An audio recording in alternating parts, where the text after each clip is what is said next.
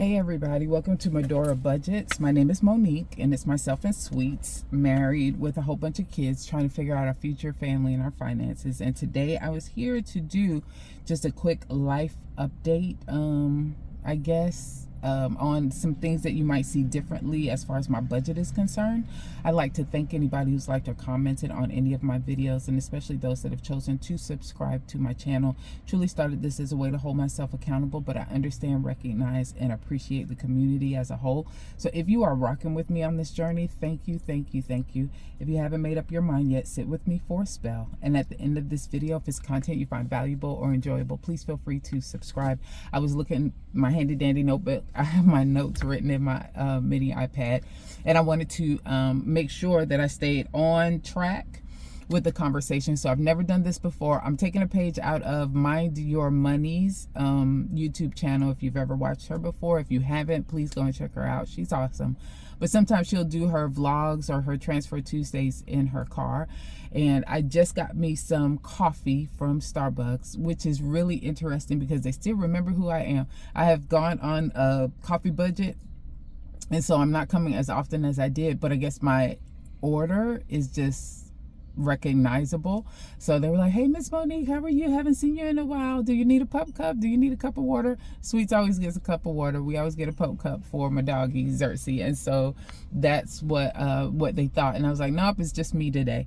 So anyway, we are here to do a quick life update. And there were 3 things that I wanted to talk through that we're going to see now in my budget going forward, or potentially 2 for sure, 1 maybe, that I wanted to talk through. So let's just go ahead and get into it. The first thing you're going to see is some cell phone changes, right? So you guys know I was in a love-hate relationship with Verizon. I'm going to call them the V from now.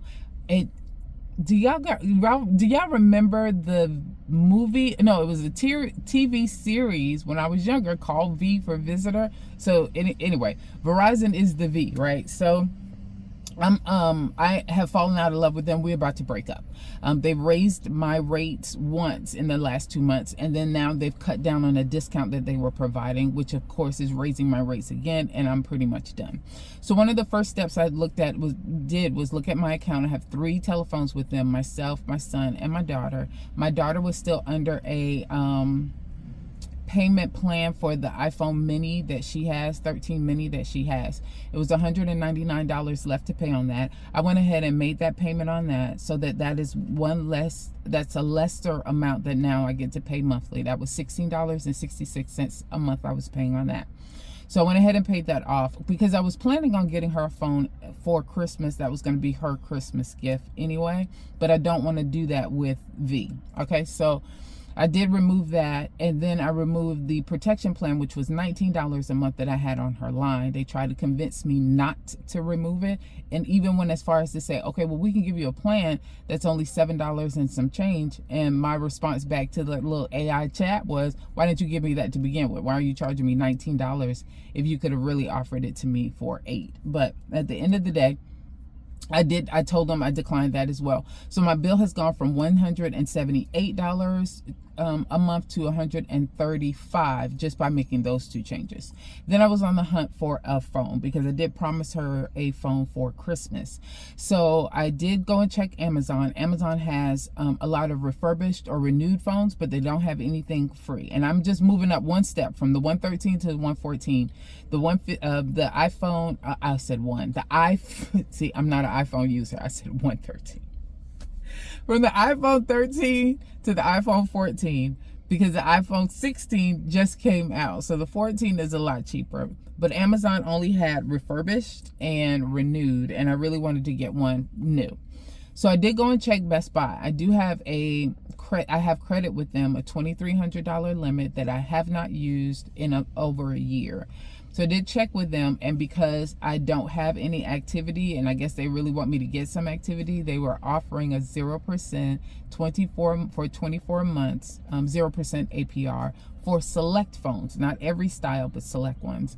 And I got either the iPhone 14 or the iPhone 14 Plus. One of those was available for this discount. So I did go ahead and do that. all of the taxes, everything together was a total of $700. And they offered Apple Care protection for $8.99. I did go ahead and decide to do that as well per month. That's $8.99 per month. So I have to make up a plan around paying Best Buy back. I have 24 months to do that, and 24 months divided by $715. I think it was like somewhere between 30. I think it was about $30 a month. My plan is to pay $50 a month to pay that off. If I can pay more than that, then I will. Okay, so that is one of the changes that you will see. With that, now that Corinne's phone is paid off and I don't owe anything on it, I am looking at whether or not I'm going to move her over to Mint Mobile. They have a special that's going on right now. I think I can do a 3-month payment, which would be $45, and then every month after that, that is $40. I did type in my zip code. It looks like my zip code is covered, and I have to work through getting her number moved. She's had that number. I've had my number, and my son has had his number since we were with T-Mobile for years and years and years. So I don't want to lose these numbers if I can help it. So I will be looking at Mint Mobile when we activate this phone in December, when she gets it for Christmas, and we activate the phone. Hopefully a deal will still be going on with Mint, and then we'll go ahead and move it over. At the same time, I may be moving over my son's phone as well. So his phone we brought over from T-Mobile after I paid it off to Verizon. So he's never had a phone with Verizon. He does not have any payment plans. He's still using his iPhone 12.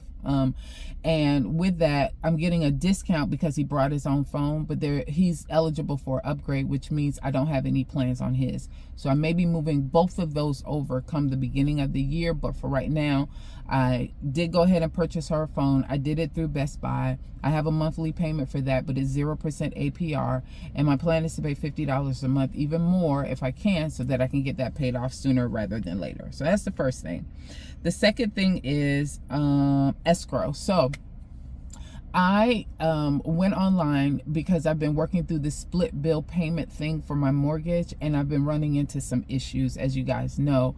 Well, I logged in to look at the loan activity in order to see if that first split bill payment went through the way that it was supposed to. It did not. But one of the things that I noticed there was that they were issuing me an escrow overage check for $1,100, and that was concerning to me because I had gone online in July and saw that I had over $2,300 paid in escrow, and I was excited about that because I got my tax assessment for my property taxes that need to be paid for this year, and it was $2,400 and some change. I already had $2,300 there. It was in July, so I still had another 6 months to pay on that. So I thought, okay, great, we're good, we're looking great. I knew I was going to get an escrow overage amount, a check, but I was not expecting it to be this much. And so in my mind, as I'm trying to do the calculations, if you're sending me $1,100, that means you only have like about $1,200 left, but my taxes are supposed to be $2,300, and they're not only sending me an overage check of $1,100, they're reducing, starting November the 1st, they're reducing my mortgage to $688 because they're saying you don't have to pay as much as you did before. So I am anticipating that next year I'm going to be short. This year, yes, I was over. Next year, I'm going to be short because they are reducing the amount that I pay monthly towards the escrow. So I went ahead and started. I kept the $1,100 check. I didn't tell them to keep it, nor did I deposit it and then put it right back into PennyMac for escrow. I said I'm going to use some of that money, which I did, but I did start a escrow account. So what you'll start to see, an escrow shortage sinking fund, not an account. Let me correct that. Escrow shortage sinking fund. And so my plan is to contribute $40 to $50 there every paycheck. I'm going to factor in 26 paychecks I should receive over the next year. So I'll have well over $1,000 saved up. My hope is I don't need to use all of that. But if so, if I get a bill in 2025 that says, hey, you didn't pay enough into your escrow, here's a lump sum that you have to pay if you want to keep your mortgage at the same rate that it is, or maybe just increase it a little bit, I'll have that money that's available for me to use so that I can keep my mortgage payment down. I like having a $600 to $700 mortgage payment, and that includes my property taxes as well. That's awesome. So that is something that I am working through because of the overage that I'm getting now. I have a feeling I'm going to have a shortage come when they reassess or reevaluate it September of 2025. Okay, so that's the second thing you will start to see. The third is you're going to see a car payment potentially. So Sweets was in a car accident. It was not his fault. This happened at the beginning of September. I'm going to explain it to you the best way that I can and then tell you all of the residuals that have happened because of it. So he's on the interstate. He's in the far right lane. There is a cement barricade on his passenger side, so on his right, because they're working on the right, the road, on the off-ramp. And so they have this barricade up on the interstate. In the middle lane, there's an 18-wheeler. 18-wheeler is going at a pretty fast clip, but no biggie. Sometimes they drive a little fast.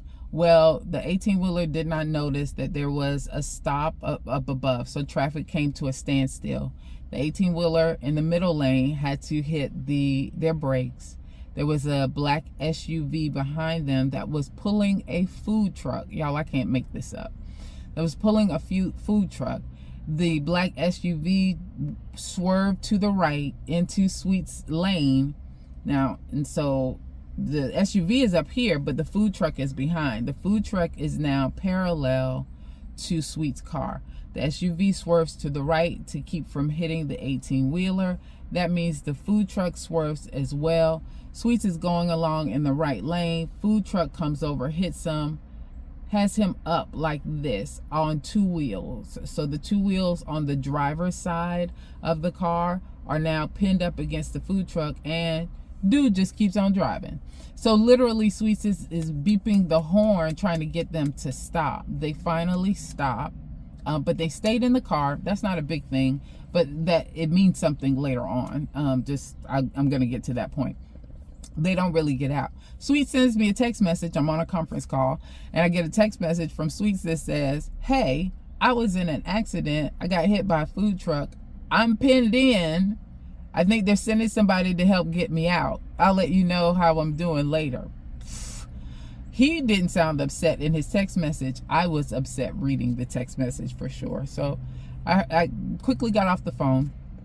I did try to call him. He wasn't able to talk. Turns out the fire department was there, the police or somebody was there trying to help them with him. At the end of the day, his car, the full driver's side that was hit up against the food truck, because there was nowhere for his truck to go, that driver's side, because remember this side of the car is up against the cement blocks, his car, the frame has gotten damaged. Okay, so they've assessed it and looked at everything, and they've determined that they're going to have to, he was driving a Nissan Altima, they determined that they're going to have to total out the car because the frame is messed up all on the driver's side, the doors won't close right, etc. Well, in our mind, the police came, and the SUV owner was found at fault, and that's what it shows and reflects in the police report. But it turns out the reason why they stayed in the car is because they did not have any insurance. So because they did not have any insurance, they were quickly trying to purchase some so that this accident could be covered. When Sweets goes to provide the information to their insurance company was very interested in when the police report said that the accident happened versus when they got the call to start the insurance. There was about an hour difference in between. Accident happened at 3 p.m. They had registered that everything was finished as far as the insurance is concerned at 4 p.m. They will not cover the costs. Luckily, the state of South Carolina requires you to have uninsured motor vehicle insurance. And so because of that, his car is going to get paid out. And he had he bought his car through Carvana. He did have gap insurance, so they're going to cover the difference. The problem is we ain't got no car, and we don't have any recourse right now to get any money from the SUV owner. We might look at suing them, but right now that's not the primary goal or what we're focused on the most. And so what we're going to have to do at this point is get another car. Sweet's income looks like he can afford the car that he currently has, but having two vehicles is going to be very difficult for him to manage, because at the end of the day, the other vehicle still looks like it's active until the insurance companies have completed everything that they need to do. So we're going to have to, I might have to do a cosign thing. I don't know if I have to be a part of it, have the car myself, like under my name. It's all up in the air. But either way, there's going to be a down payment that we have to pay, because for both of us, having a second car that is active on our account is going to register as much. So they want some money down as a down payment, when normally we have been able to do zero down and still have a monthly amount that was pretty reasonable. So we have to do that. We have to get more insurance, etc. So there are going to be some bills that come through from that. Now Sweets is trying to handle all of that himself. If he can get all of that done without having me involved, that's exactly what he wants to do. But that down payment amount, we might have to use our credit in order to do that, and go into a little bit of debt for that because of the amount that they want to see as far as that down payment is concerned. Now, my hope is that Sweets will allow me to do velocity banking to kind of get him out of that debt a little bit sooner. He's not crazy about velocity banking. The concept of it is a little bit too much for him, and I find that the concept of it is too much for a lot of people in the budgeting community. It just doesn't sound like it works. I think in this case it will, though.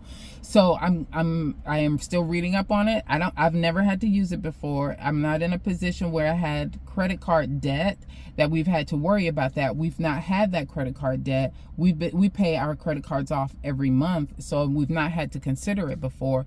But I don't think we're going to be able to do that this time with the amount of money that we're using to cover the down payment. But we will see. If he allows us to, if he's willing to sign up and allow me to coach him through. I don't want him to hear that words because he's going to go off. If he allows me to coach him through a velocity banking process around paying off that debt, I will showcase that or let you guys know and kind of see that, so you guys can see how we're working through that. I think the answer to that is going to be no. We shall see. But anyway, did want to just come here quickly and just share. These are the things that have been going on. These are some of the life updates that you should expect to see going forward as far as my budget is concerned. New Best Buy bill, potentially changing our phones over to Mint Mobile, a new sinking fund for Escrow shortage, and then potentially some velocity banking to pay off one of our credit cards, if I can get Sweet's buy-in for that one. Okay, so I think we are here. That is it. Thanks everybody for your time. You guys have a good one.